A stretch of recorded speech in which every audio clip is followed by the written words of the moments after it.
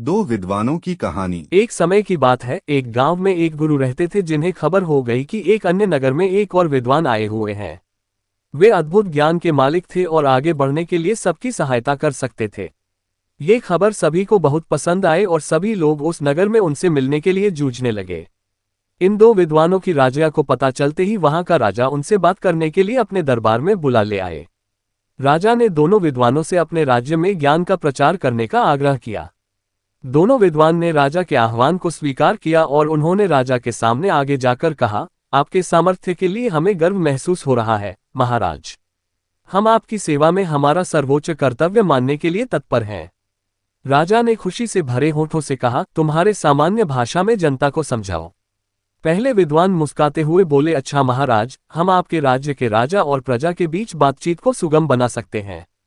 राजा ने आश्चर्यचकित होते हुए कहा, मुझे बिल्कुल आश्चर्य हो रहा है कि तुम कैसे कर सकते हो।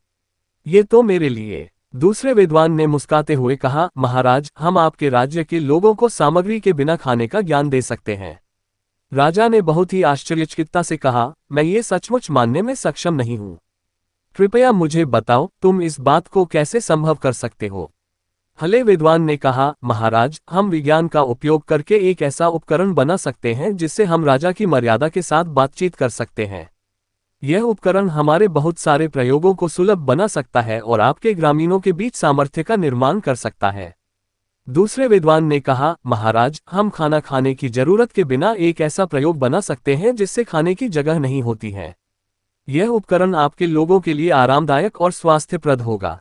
ये सब सुनकर राजा बहुत प्रभावित हो गए और उन्होंने दोनों विद्वानों का स्वागत किया और अपने राज्य में इन उपकरणों का प्रचार कार्य करने के लिए उन्हें सौभाग्य दिया। दोनों विद्वान ने राजा की प्रशंसा करते हुए उनकी सेवा में खुशीपूर्वक काम किया और सभी लोग उन्हें प्रमाणित करते थे। इस कहानी से हमें ये सिखाया जाता है कि समय के साथ ज्ञान विकसित हो रहा है और बहुत से अद्भुत आविष्कार हमारी मदद कर सकते हैं। दो विद्वानों के उदारता, समर्पण और सेवाभाव की मिसाल हमें ये बताती है कि हमें हमारे ज्ञान और कौशल को समाज की सेवा में लगाना चाहिए।